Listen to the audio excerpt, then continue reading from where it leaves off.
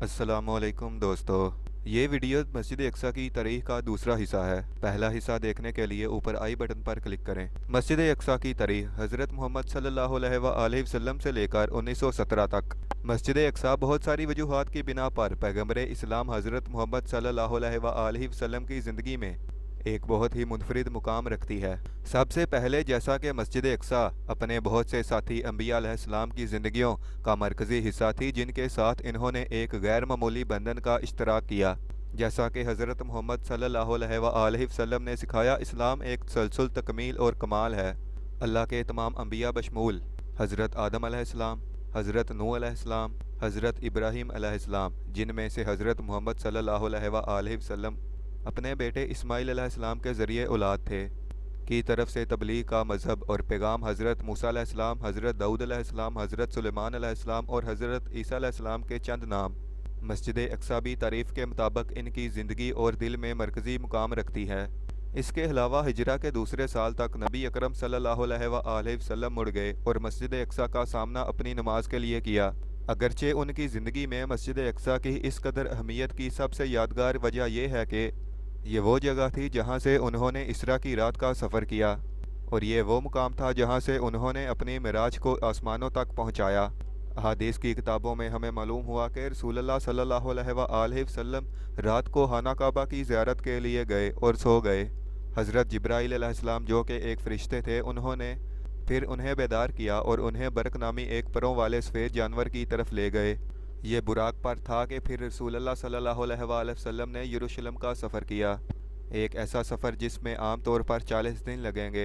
सिर्फ एक अहम रात में यरूशलेम पहुंचने पर रसूलुल्लाह सल्लल्लाहु अलैहि वसल्लम ने मस्जिद अक्सा के मुकाम पर तमाम साबका अंबिया से मुलाकात की और उनकी इमामत की, और फिर वो वहाँ से जन्नत में चले गए।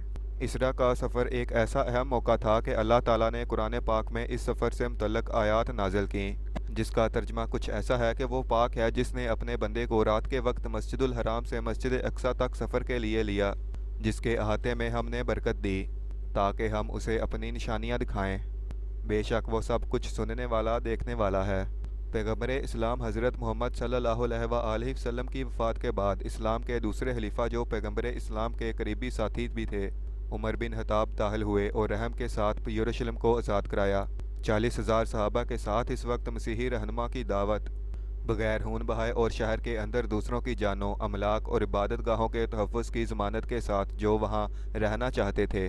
जैसा कि उमर की शख्सियत और खसूसियात करीब से मुशाबहत रखती थीं और यरूशलेम के आज़ाद करने वाले की सहीफ़ों में पेशगोई की गई थी, शहर के लोग उनकी हुक्मरानी को कबूल करने में जल्दी करते थे। यानी कि शहर के लोगों ने फ़ौरन हज़रत उमर फ़ारूक रज़ी अल्लाह ताला अन्हो की हुक्मरानी कबूल कर दी। जैसे कि पहले ज़िक्र किया गया है, जब वो 637 ईस्वी में मस्जिद अक्सा के मुकाम पर पहुँचे तो उन्होंने नमाज की जगह नहीं मली, बल्कि ज़मीन का एक प्लाट जो कि बंजर छोड़ दिया गया था, उसे कूड़ेदान के तौर पर इस्तेमाल किया। रोमियों ने यह देखकर अपने हाथों से कचरे को हटाने और मस्जिद अक्सा को दोबारा बनाने की जिम्मेदारी ली। ईसाई यहूदी दोनों उमर और मुसलमानों की आमद और उनके मुनसफ़ाना हुक्मरानी से खुश थे। 691 ईस्वी में अब्दुल मुल्क बिन मरवान ने तमीर करना शुरू किया, जिसे आजकल पत्थर के ऊपर गुंबद आफ़ती राग कहा जाता है, जिसे कुछ लोग समझते हैं कि ये वो जगह है जहां हज़रत मोहम्मद सल्लल्लाहु अलैहि वसल्लम ने अपने मिराज को जन्नत में दाखिल किया। ये बात नोट करना ज़रूरी है कि उस बात से कता नज़र के चट्टान इस वजह से अहमियत रखती है। इसकी बुनियादी अहमियत इससे मस्जिद अक्सा की हदूद में है और उसी वजह से मस्जिद अक्सा का हिस्सा है। मुसलमानों ने 1099 ईस्वी में मस्जिद अक्सा को सलीबियों के हाथों खो दिया और वो अपनी तारीख के स्याह तरीन और खूनी दिनों में से एक का शिकार हुए। यरूशलेम पहुंचने पर सलीबियों ने ऐलान किया कि वो किसी भी कैदी को नहीं लेंगे, जिसके नतीजे में मुसलमानों का एक बड़ा हिस्सा पनाह लेने के लिए मस्जिद अक्सा की तरफ भाग गया।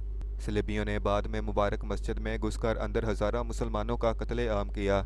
इसके बाद मस्जिद अक्सा को एक महल में तब्दील कर दिया गया और मुसलमानों को 1187 में अजीम रहनुमा सलाहुद्दीन अयूबी की क़यादत में इसे दोबारा हासिल करने में 88 साल लगे। उनकी यरूशलेम और मस्जिद अक्सा की बाज़ियाबी उमर इब्न खत्ताब की 5 सदी कबल आज़ादी की याद दिलाती है और सलीबियों के अमल से बिल्कुल बरअक्स थी। उमर बिन खत्ताब की तरह सलाहुद्दीन अयूबी ने आम शहरियों या फ़ौजियों के कत्ले आम की इजाज़त नहीं दी और मस्जिद अक्सा को दोबारा हासिल करने के बाद उन्होंने अपने हाथों को भी मुबारक ज़मीन को साफ़ करने के लिए इस्तेमाल किया और मस्जिद के ज़रिए गुलाब का पानी छिड़का।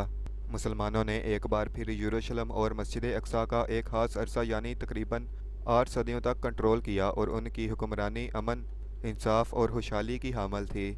मस्जिद अक्सा उलमा के साथ सीखने का एक बड़ा मरकज़ बन गई।